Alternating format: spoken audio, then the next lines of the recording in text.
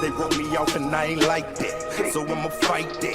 The bad man, damn. Right when you thought that it was safe to relax, you gotta stretch that. The bad man, bad. Healers with me for real, they right here.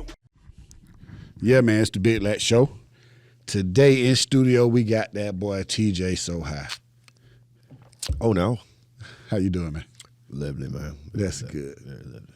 So before we get into the hard questions, let me ask you this. Where the name come from?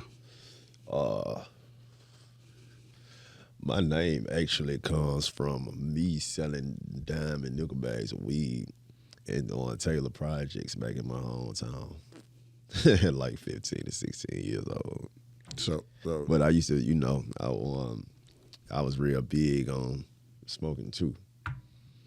Was what, just dropping out of school, didn't have shit going on, didn't have this real sense of direction. Music was a hobby. I started out as a sketch artist. I used to get in trouble in school a lot for that type of shit. So once I got to be about 15, 16 years old, I just kind of fell off with the sketch artist thing because mama didn't give a damn about that shit. She looked at it like it was just something that was in my way. And I used to just have pictures of things that I would draw all over my walls around my room. And I don't know, it just got to a certain point where I just had a whole breakdown. Like, I was just like, fuck it. They don't care. I don't care. I just went to snatching all that shit out the walls. They looking at me crazy like, what you doing? You don't care anyway. And then the rapping thing started. So I was big into smoking weed because I had nothing better to do with my time, and I was just recording myself on my computer in my bedroom. So you engineer yourself to this day? Yeah, I started out doing it, but I'm trash. I'm a trash engineer. I do not know what I'm doing. So I do not do that anymore. I've been rapping for a long time. I'm 36 now. I've been rapping since 14. Damn. Okay. Yeah, but I honestly never really started to take it serious on a business aspect until probably 7, 8 years ago. So all of that time, it was just wherever I went, I always had a laptop with my programs on it. I always kept a carry-around microphone. I was on and off homeless for years at a time. Yeah. And I always kept my equipment with me and was just constantly just recording myself over instrumentals. Or I started making beats when I was like 15. They was trash in the beginning, of course, but that's just how it's just like growing dreadlocks, man. You got to go through the short stage, the ugly stage. Yeah. But it kept going. But the so high on the end of TJ is actually my first and middle initials. The so high part just came in because, like I said, I came up, selling the bags of weed and projects and shit. And when I wasn't doing that, I was coming to get weed. There go TJ, he so high. It just stuck. TEEJAESOHIGH. No, we ain't gonna skip past the you were homeless part. How did that happen? Dysfunction at home, man. I had it's a lot of dysfunction in my family. So it just kind of bled outwardly into other areas and stuff. And I'm not trying to be here. I'm miserable. I feel like I'm being bullied. I'm the nerd. I get picked on. I'm the weird kid, man. Fuck all that. I'd rather be. I don't even want to say I just jumped out there like that just because I just wanted to do that. Now I was pushed out there like that, But that carried on for a long time. Hell, to tell you the truth, man, I probably only been living on my own for just over 2 years now. I've been couch surfing since a teenager, like for real. You and your family good now? No. Yes. Okay, we are good now. But that came through their own resentment for the things that they've known that they've done, and then me also having to own up to my own responsibility to myself to do good for myself. Nobody owes me shit. Nobody owes anybody anything. So for all you motherfuckers out there who like to use a lack of support from family members or friends as a reason for you not to get up off your ass and go do what you're supposed to be doing, it's your fault, right? Because people really act like they don't know that. Nobody else's concern or input none of that defines your ultimate destiny or where you're going. It's about what you get up and you doing what you put your intentions on a daily basis. True. Whatever you focus on is what you're going to attract to yourself. That's just basic law of attraction talk. That's the universe. Just go. Yeah. Just go. What you waiting on? That's why I'm here right now. I'm not waiting on nothing no more. So when did you decide? You said you started rapping. When did you decide you were going to take it serious? I always took it serious. Really? I always took it serious. For the longest time, I felt like it was the only thing that I had. I'm an intelligent man. I'm smarter than all of the people that I was in classes with. I just didn't give a damn about school. Yeah. I'm still smarter than all of them. They still look to me for moral support, intellectual support, stuff like that. But I'm also a spiritualist, you know. So, like, I have an oracle. He know my birth chart, all of this type of stuff. So now I have a deeper understanding about why I am who I am and where I'm supposed to be. You know, I'm in a better alignment with myself. So now it's like, okay, so all of those years of me just putting all that focus on just trying to rap was not for nothing. My voice is my superpower. I'm pretty sure anybody listening to me right now can attest for that. But, you know, I know it now. So when did you... Now, if you're asking me, when did I decide to want to actually step up and take any kind of real career initiative behind it? It's because niggas tired of being broke. And then niggas trying to clean some money up too. Like, let's make this shit look good. So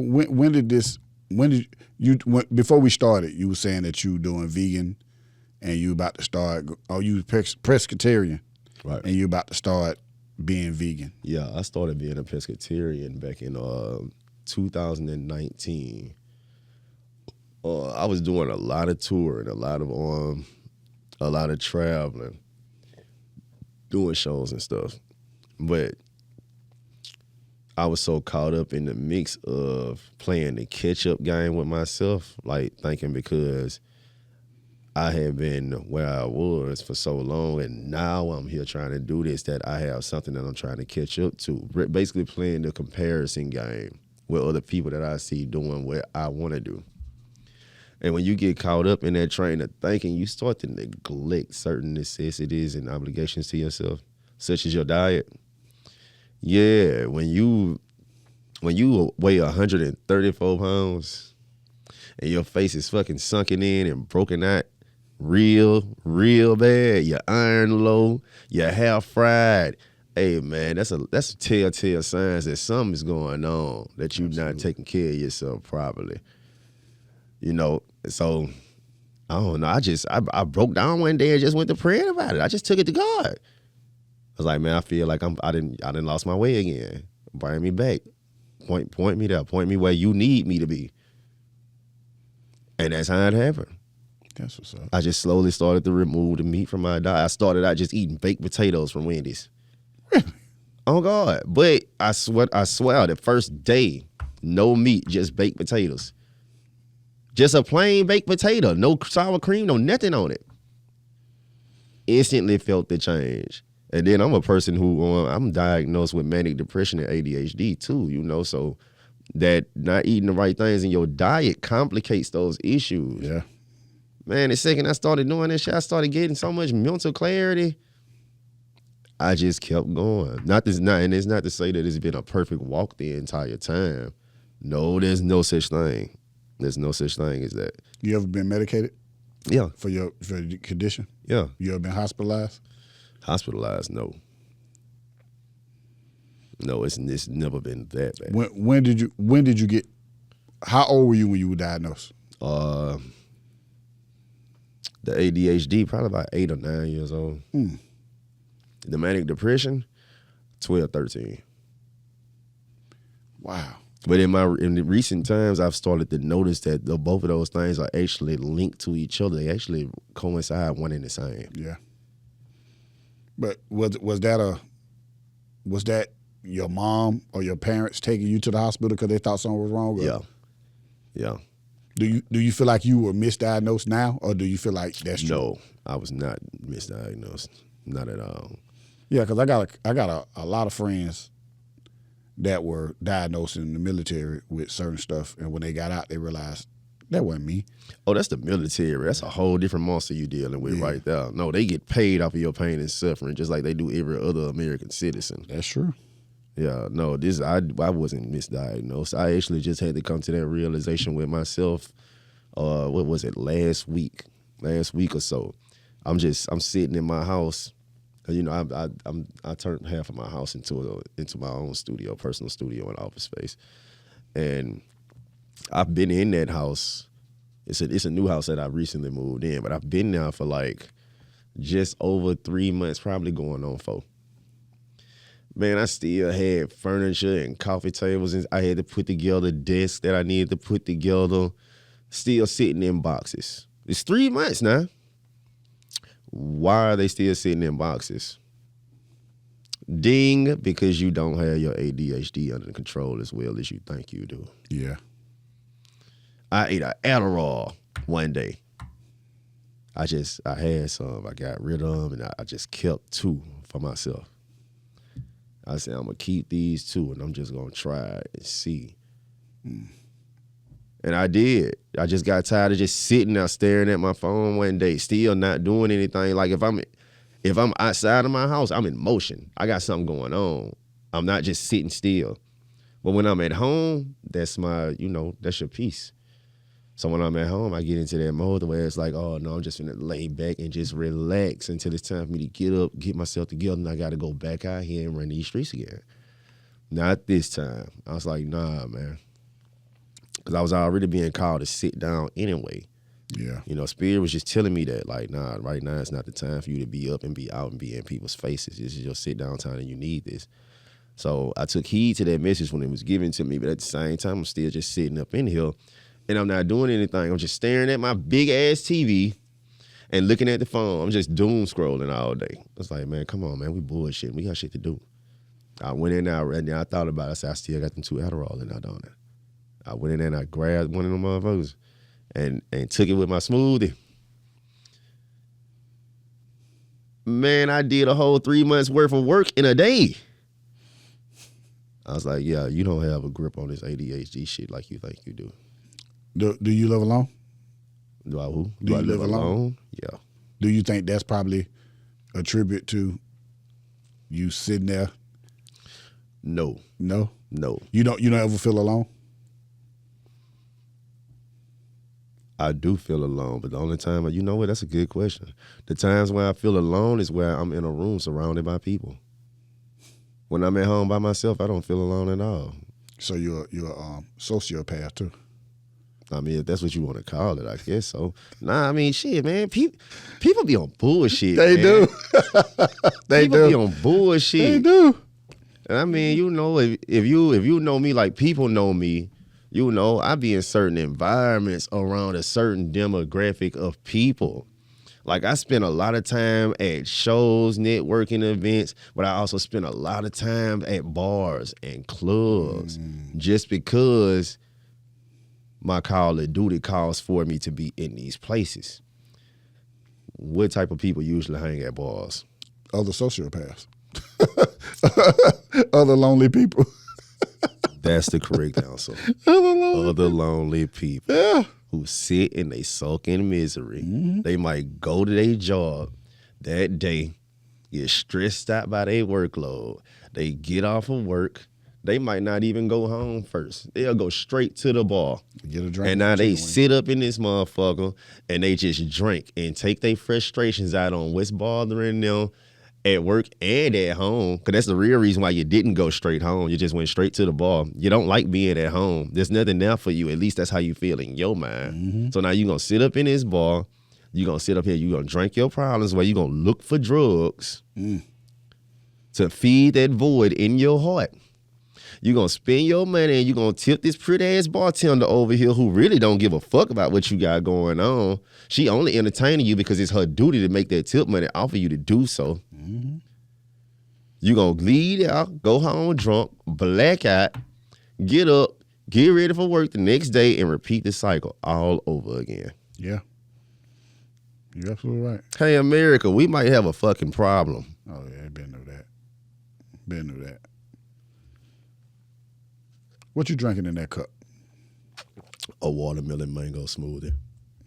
Where you find that at in Atlanta? Go ahead and give them a shout out. What is it? Sweet and fresh. Sweet and fresh. Oh, yeah. Yeah, shout out to Sweet Fresh. That shit good as hell too.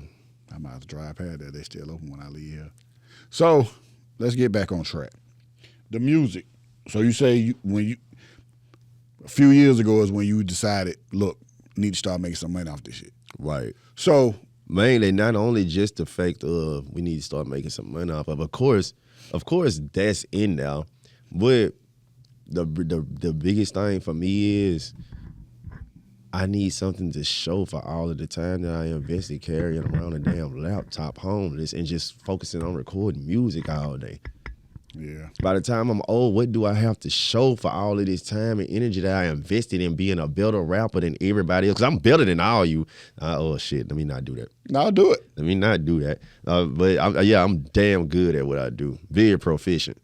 But, like, what we have to show for this at the end of it, this has to account for something. Even if I'm not the person that necessarily benefits off it, how does the world, how does existence benefit from what you're doing? Yeah. Yeah. So you decided time to take this another level. What was the first song you recorded with that energy? You remember? Actually, I do. It's a song called Vent. What's it about? It's on an EP that I released back in 2019, right at the same time when I started my pescatarian journey. What is it about? I'll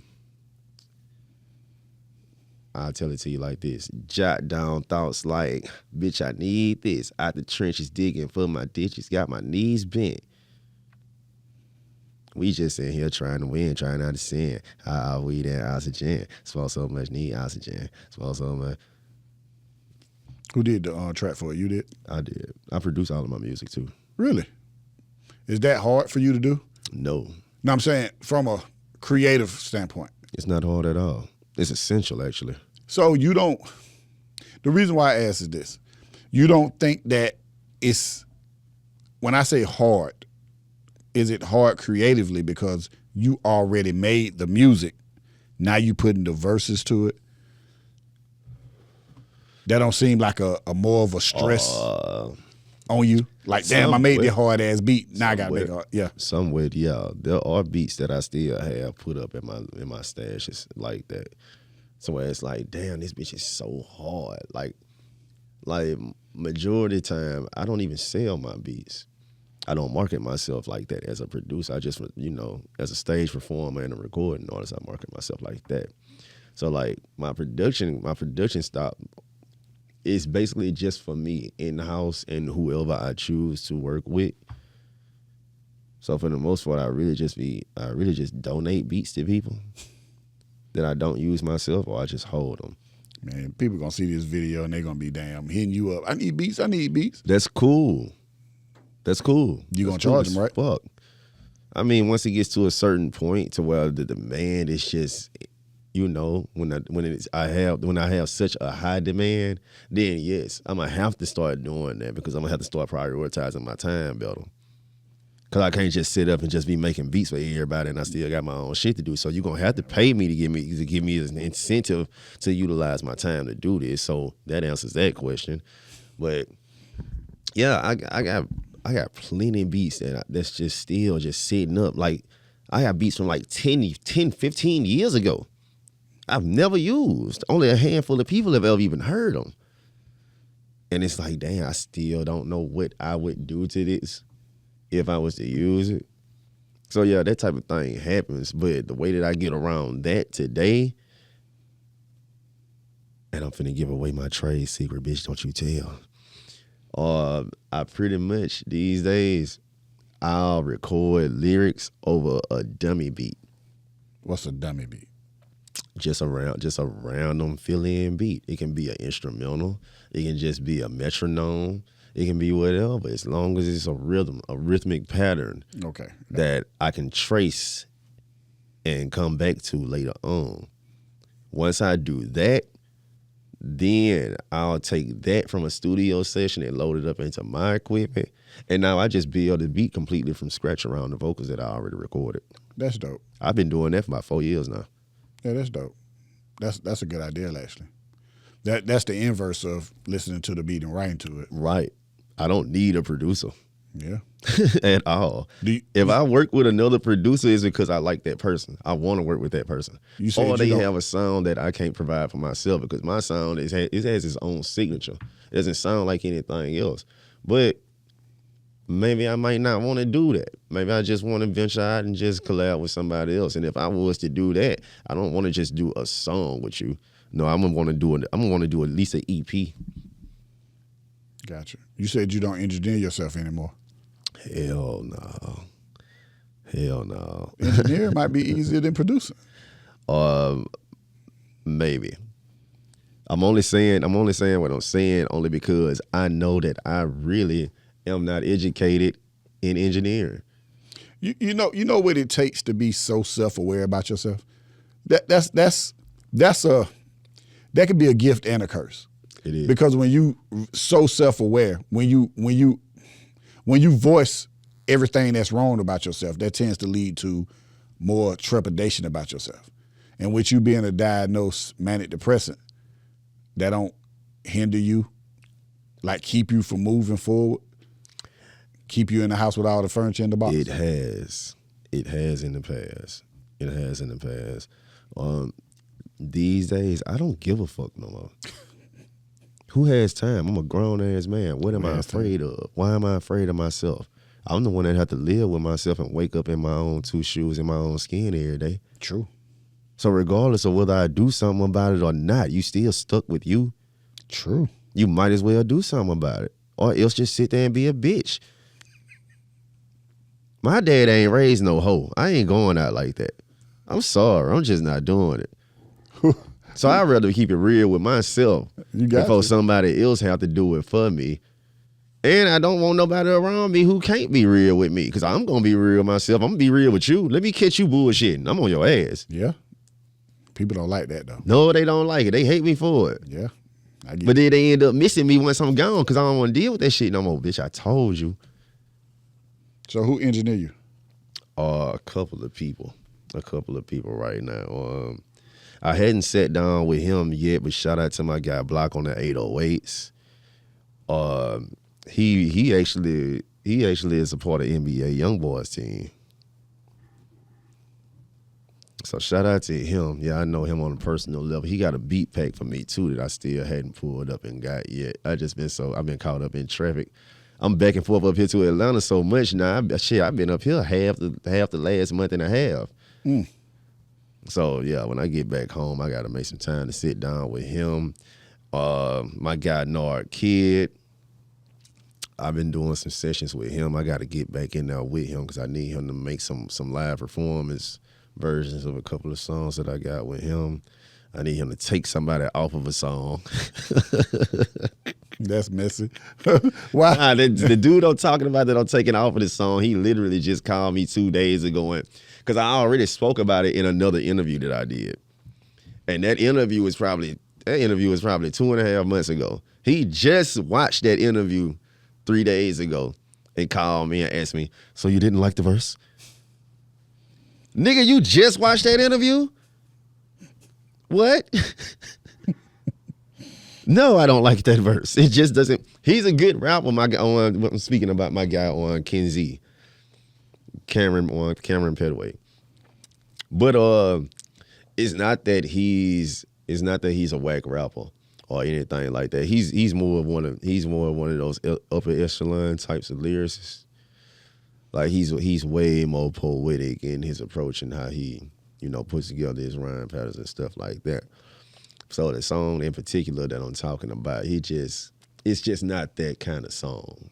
Mm. Like when we originally made it, it was really just us being in a gym. We was just doing something just to be active, just to even be working, to say that we practicing on our craft.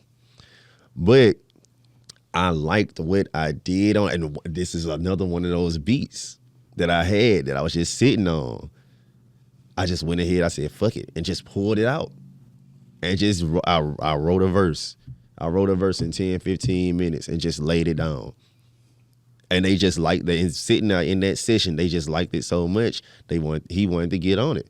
So I put him on it. The problem is, it's a song for bitches. He don't know how to come like that. He don't know how to come like that. Well, I ain't gonna say he don't know how to come like that. He just didn't come like that. On this song. Right. He took a whole different approach and was talking about a whole nother subject. It just doesn't blend well. Like that same verse, those same lyrics that he gave me for that song, they could be really dope on another song, just not that one. Have you put it out yet? No, I haven't put it out yet. I'm still holding it. I would love to hear it. I would love to hear what you don't like about the song. Yeah. Look, a matter of fact, before we leave here, after this interview is done, I'm gonna let you hear it. And I'm telling you, you are going to agree with me. Okay. Like yeah, he don't need to be on this one.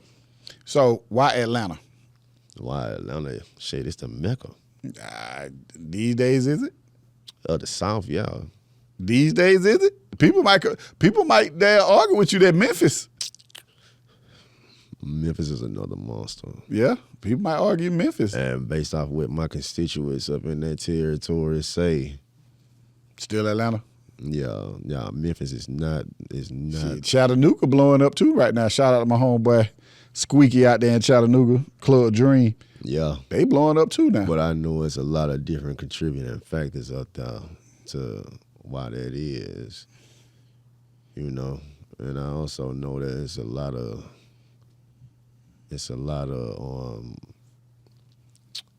racial politics going on up there too. Atlanta too. So I'm not gonna. I'm aware. There's no scene in Mobile. I thought I say Birmingham. My bad.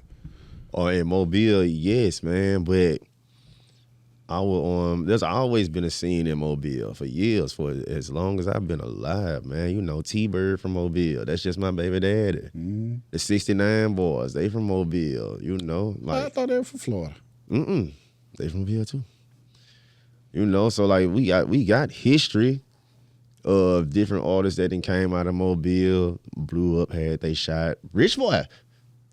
You know what I'm saying? Like, so yeah, we got them. But like in the heart of the city, it's just not as predominant. Because Mobile is not an entertainment city. Yeah.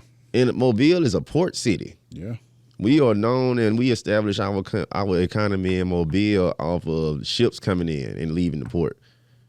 That's not an entertainment place. Yeah. You feel me? So we trying to turn it into that. And slowly but surely it is becoming that. But I'm not finna just sit in Mobile and wait for the next 10, 15 years for that to actually happen. Nah, I'm finna get up off my motherfucking ass. You ever thought about relocating to Atlanta permanently? Not permanently. Not permanently. But I have been considering getting a place up here. So, you know, I can come back and forth at my leisure. Hey man, cause these hotels, I like my hotels. They swanky than a motherfucker. But hey, that shit costs a lot. And I'd rather be paying for my own shit rather than paying them for their shit. True story. That just makes more sense to me. True story. So, what is your game plan now? I don't want to explain the long game. Because it's a lot of things that go into the long game. And like I have the vision for it, but at the same time, I've still yet to kind of like be able to vocalize what my ultimate agenda is. I know it's not just centered around me, but for right now, it's about me. And until I'm straight, then what the fuck else can I do for anybody else? You know what I'm saying? I've played that game with trying to bring people in on what I was doing. Like I've been on tours numerous times, and I've always tried to like bring people with me everywhere that I go. Like I've toured all around the Gulf Coast between Louisiana and Florida, and toured up the East Coast. All going all the way up to like DC, West Virginia, and you know, stuff like that. But every time I've ever tried to like take people with me, it always end up backfiring. Cause like, I understand the cost of doing business. And if you want to carry a team with you like that, you got to be able to pay for your team. As well as be able to put your team in a position to be able to get them paid too. You can't be the only person eating, because then resentment becomes apparent. Amen. And when motherfuckers start resenting you, motherfuckers will start doing shit to try to tear you down and sabotage what you got going on. Yeah. Been there, done that already. Yeah. So I'm past that wave. Right now, I'm just focused on the leg work that I can do to expand my network, so I can actually create a real route, create some kind of some real substantial income, to where I can be able to bring a bigger team of people, be able to introduce people into other outlets such as this one. Well, it's not gonna waste your time or my time. Fuck they time, because if they was gonna do right about their time, they would already be doing the work, wouldn't they? True story. Yeah, motherfuckers want to be carried. True story. I ain't got no time for that, man. True story. I don't need nobody to carry me, and I damn sure don't need to be carrying nobody. I do just fine on my own, and I can still come and handle my business, meet different people like you, Rena. You know what I'm saying? And can still recommend doing business with y'all to other people if they interested in seeing what I have going on with y'all. But for me to be trying to squeeze all of them in a damn bus and bring them up here with me and have niggas standing all over your studio, they just want to smoke weed and just look cool in the background, just take pictures and shit. They ain't really got nothing to contribute to what's going on. What are we doing? Some people will say that's playing the game. Bullshit. They ain't playing no motherfucking game. That's liabilities.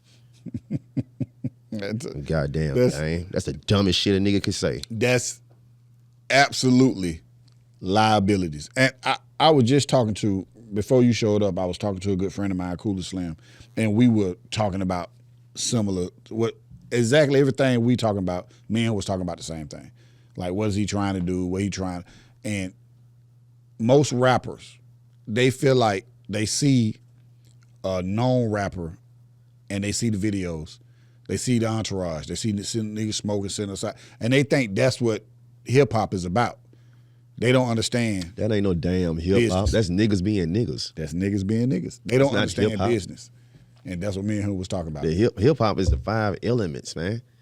Niggas sitting around smoking weed is not hip hop. No, that's just nigga shit. Oh, standing next to cars, nigga shit. You feel me? White folks do that type of shit too. Mexicans do that type of shit too. But ain't no hip hop nowhere in the equation. They listening to Buck Cherry or some bullshit like that. Hootie and the Blowfish or something. That nigga said Buck Cherry. With a 24 pack on the back of the truck. Ain't no hip hop in that shit. No, you just sitting around just being a louse. You got Buck Cherry in that iPhone? Hell no. Hell no. But I am way around it. I know my shit. Yeah. Man. Yeah. Nah, but I'm a hip hop all the way through here. You feel me? I just grew up in a family, in a household, bro. That's what my people was on. Hip hop, R&B, or blues, jazz. Country. You feel me? If niggas had a party and making that shit, that's what we was listening to. You feel me? But my mom and my dad, they was also very well-rounded people, so we was also exposed to a lot of pop culture stuff. You feel me? Like, Madonna was one of the first people I ever seen on TV screen. I ever seen on TV. You know what I'm saying? Like, I was in 6th grade. I was in band most of my life, and it ain't called Grade at High School no more. But Grade at High School, they had a music thing, and so they got all the best band kids from all over Atlanta, and they sent us to Grade at High School, and we was sitting in there. And the teacher asked, he went around, it was like 100 of us. He said, tell me your favorite song. Now I'm 11 years old. My mama didn't let me listen to no rap. So everybody going around, they saying all this rap shit. And I'm like, what is it? And so the teacher get to me, and this is a true story. Mama, I love you. Oh, my mama Gray. He said, what's your name? I said, Lawrence Carter. He said, what's your favorite song? I said, Papa Don't Preach by Madonna. And I looked around for everybody to be like, yeah. And it's a room full of black kids, 2 white kids, and the white kids was like, yeah. They looking at you like, nigga, what? Man, the rest of that little thing, I got bullied so bad. I got bullied so bad. Yeah, they designated you the Squaresville. Oh my goodness. I hated ever since then. I hated Madonna. I hated Madonna since then. I still know the song "Papa Don't Preach" by heart, but I hated Madonna since then. But that's bad. That's bad thinking. So it is though. Yeah, it is though. It is bad thinking. We shouldn't be so close minded like that. Yeah, man. It's a whole world out here that we live in, but we'll get stuck in our own little corners of our, of our cities. Niggas love trying to hug the block. You don't even own this shit. Like, what are we doing, man? Like, but I know why. Any sensible person really knows why. So, Willie Lynch syndrome, slave mentality, systemic oppression. All of these things play a factor in all of that type of thinking too. You don't think it's because all that's true, but you don't think it's because a lot of people they're afraid of being on top? You don't think a lot of people are so used to being at the bottom? Yes, definitely. But that's what I'm saying. All of those things coincide in each other. I think that's more. I think people, if people are honest with themselves, more people are afraid of succeeding than they are failing. Yeah. Because once you succeed, you got a certain thing you have to keep up. But those are the people that we call NPCs. Non-playable characters. They get no PT on the field. They just sit on the sideline and throw their input at the stage. They'll never reach it. Nah. They'll never reach it. Right. But they got something to say. I mean, but or shit, what they call that? The peanut gallery. That's exactly what they are. They keep repeating the same bullshit over and over again. You try to give them new information, they reject it. Yeah. Every time. But everybody can't stand on that level of status, when it comes to whether we talking about music or we talking about real estate or, whatever. It could be anything. Everybody can't be the top dog. And it's room for everybody to do their thing. But like if we don't talk about accolades and stuff like that, everybody can't be number one. And I reject what you just said respectfully. There's not room for everybody to do their thing. You don't think so? Oh, I know it's not. And we see it every day. The reason, and I hear people say a lot, it's money for everybody. That's not true. Truthfully, you know what? I have to agree with you on that. Yeah, that's not true. Because if it was, then what would be worth achieving? You get what I'm saying? Nothing would. If we could all be equal. I mean, I could say a sense of self-sufficiency would be worth achieving. But that self-sufficiency is itself. Like whatever you think is successful, I might not find successful. Right. You get what I'm saying? Subjective. So so we can't put everybody needs $1 million on everybody. Yeah. Because everybody don't necessarily need $1 million. And everybody don't want it. Right. Everybody don't know what to do with it either. And we need to stop putting that on people. Yeah. We put that on people. Oh, that nigga broke. That may be the lifestyle he wanted. Right. Just because that man don't have what you have don't make that man broke. And yep. And that's some big bullshit level of arrogance right there. But it's true. That's what we do to people. Yeah. If you haven't achieved what I've achieved, I call you a loser.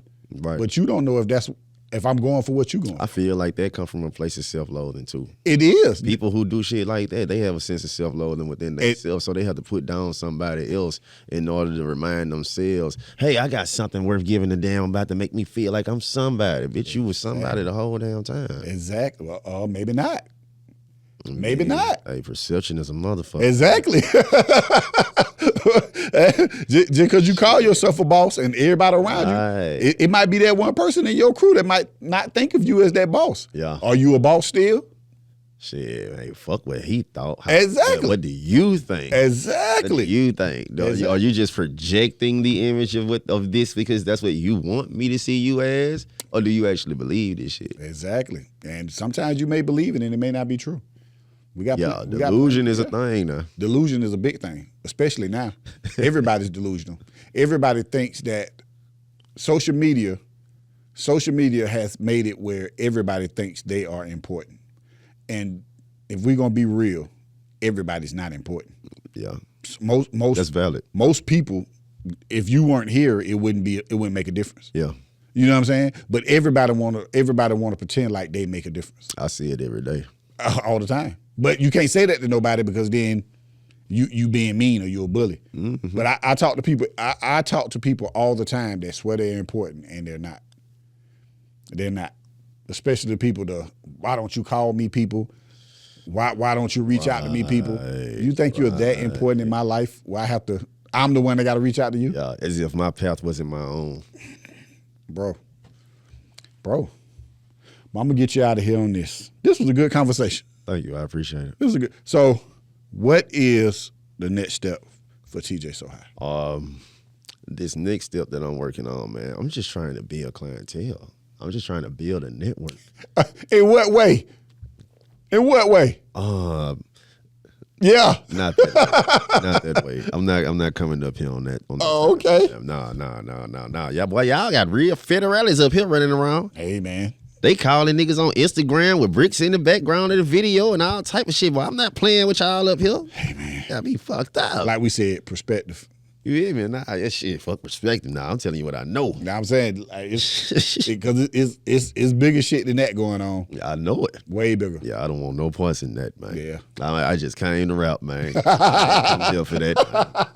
I ain't come here for that, man. I just came to rap. Hey, man, I leave my business at the house. You hear me? That's your next rap album, right? That title. I just came to rap. That's the title of your next album. I just came to rap. God damn, truth. Yeah, it's the truth. Truth, man. So what's the next step? What we doing? Yeah, I'm just trying to build up this network, man. I'm just trying to get y'all familiar with who I am, man. Just get in, establish some healthy connections, man, that I can carry and I can utilize for myself. Not just here in Atlanta, but like, okay, so when quarantine hit back in 2020, a few things happened to me. First of all, the world got shut down. Walmart's don't open 24 hours no more. A lot of people still fucked up by that one. I can give a damn less because I don't fuck with Walmart. But, that happened. I had to cancel 4 tours that I had for the spring and summer of that year that I had booked on my own, that I was paying people to come on the road with me to show up and rap for. On top of that, I also got falsely accused of a rape allegation. And then make that so bad. That shit worse than murder nowadays. You hear me? Then make it so bad when an ex that I was fucking and dumped twice caught wind to the false allegation.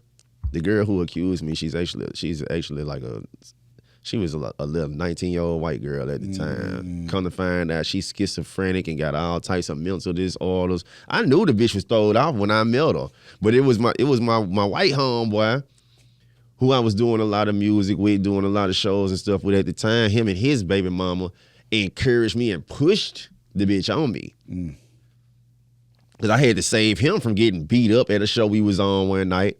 This getting worse and worse. My cousin beat the fuck out this man out here. Now, they begged me to come home with them. I'm like, damn, why I got to come home with y'all? I just wanted to go to the bar after this show and go do my regular routine. But I feel bad for him, so I'm like, fuck it, man, let's go. Oh, yeah, TJ, can you run back inside and get such and such? Damn, I forgot all about this bitch. I go inside, grab her out the middle of the damn. She just standing there just looking at the stage like this. I tap her on the shoulder. She turned around, look at me. I'm not realizing the girl been wanting to fuck me since they introduced me to her at the start of the show. She done already said something to them about wanting to fuck me. They just ain't told me shit. They don't tell me nothing until we get 1 block away from their apartment. We stop at a gas station right before we pull into their apartment complex. Me and him get out the car. We walking in. I say, man, why the fuck y'all ain't tell me that little girl wanted to fuck me, man? I wouldn't never got in the car with y'all. He say, oh, yeah, she wants you to stick a whole White Claw can in her ass right now. I said, what? 4 hours later, everybody in the house go to bed. It's just me and her in the living room laid out on a pallet watching Netflix. She still just talking to me, just don't laying it on thick. I'm just talking back, just listening to her. But I'm respecting it because the way she's speaking over herself is like, okay, she's somewhat cognitive of these things that she's talking about. Then out of nowhere, so you want to sleep with me? I say, what you mean? We got a whole pallet and pillars and everything right here. What you talking about? She's like, no, do you want to sleep with me? I said, wait a minute, let me get this straight, just for the record. I need you to repeat this. Are you asking me to have sex with you? She's like, yes, that's what I'm asking you. I was like, well, you know what? Just because you were so straightforward about the shit and honest about it, I will oblige you. A week later, this hoe tagging my name on Facebook talking about I raped her. What did that do as for you as far as your notoriety and stuff? Nigga, half of my city and half of my entire touring network wanted me dead. Damn it, man. Behind a false accusation that they didn't know the girl. They didn't know the girl. People don't know me. They don't know shit. Just jumped on it. That's just people are fucking stupid. Yeah. People like a car wreck, man. Yeah, people like to be entertained by shit. By violence. Especially when they are low-level, bottom-feeding ass people who already look down on you because they feel inferior to your energy and your charisma in the first place. Yeah. They want to see you bomb. They want to see you crash. Human nature, man. Then on top of it, when this shit started to hit the fan and I'm arguing with people on Facebook statuses, here go the other girl who I had already dumped twice the year before. Now she see this shit, guess what she do? She jump out the window and she try to throw an accusation on me too. I beat both cases outright. Never got charged, nothing. With the first girl, the detective called me. He say, all right, Mr. Harrison, I gotta ask you some questions, but I'm gonna be straightforward with you. I already know she lying on you. Well, goddamn. I know she lying on me, but how you came to this conclusion? Blew the hell out of me. How you came to this conclusion? He said, Mr. Harrison, from the moment I started talking to that girl, I instantly caught her in lies in the original story. He said, every time I called out a lie, she went back, revamped the entire story. It was never the same story at any time consistently while we was talking. He said, I know that girl lying on you. She literally just making this shit up as she goes along. I said, damn. What was the purpose of it? I don't know, man. You never found out? You talking about of me being accused? Yeah. What was the purpose of her accusing you? What was the end game? You can't put good dick on these dumbass bitches. No. Why did she? Why? But why? Was it something because you said she was already mentally hampered? Yeah, that's part of it. So that's part of it. That's for one. Did but she two, ask you for anything and you said no or something? No. Wow. No, she ain't asked me for no money, no nothing like that. No, she just wanted to fuck a real nigga. She fucked a real nigga, liked it, got too goddamn much. She went to saying crazy shit the next morning. I'm looking at her and checking her about the crazy shit that she's saying just because you not finna behave like this in my face and around me because I just don't carry myself like that. Which fault falls back on me because I'm supposed to be more responsible about who I give my dick to. Yeah. So it's really on me. I shouldn't have laid with her to begin with. Yeah. I put myself in that car with her. So I'm stupid. And irresponsible. That was really just an irresponsible thing to do. Sleeping with a fucking fan. Yeah, that was dumb. That was dumb as fuck. Don't sleep with your fans, man. That shit don't pay off. For real. Bitches will sit outside in your bushes. Bitches will try to put babies on you. Oh, man. Hold on, this is my life. And I'm nobody right now. I ain't nobody. I'm just a nigga. Hey, man. I mean, I'm me. I'm a little bit famous. I'm not really famous for real. No, I just look like this, talk like this, walk like that, and fuck like that. That's about it. Have you got has she reached out to you since? Hell nah. She better not. I might get that bitch whacked. What about the other people? The people that set you up for that bullshit? Have you talked to them? They fear me. Because they know I know what they did. And if they know if they came around me and they did anything, they looked like they was playing with my top, I do something about it. I don't like being played with. Nobody should. I definitely don't. Okay, TJ. Give the people your social media. People, my name is TEEJAESOHIGH. That's TEEJAESOHIGH. That's one word. There are no spaces in my name. There's only one of me. You can literally find me anywhere and everywhere by that tag. I appreciate you coming through, bro. And my music is streaming on everything. Anywhere that music can be heard on, I'm on it. Why everything, though? Everything. But why? Because why not be accessible?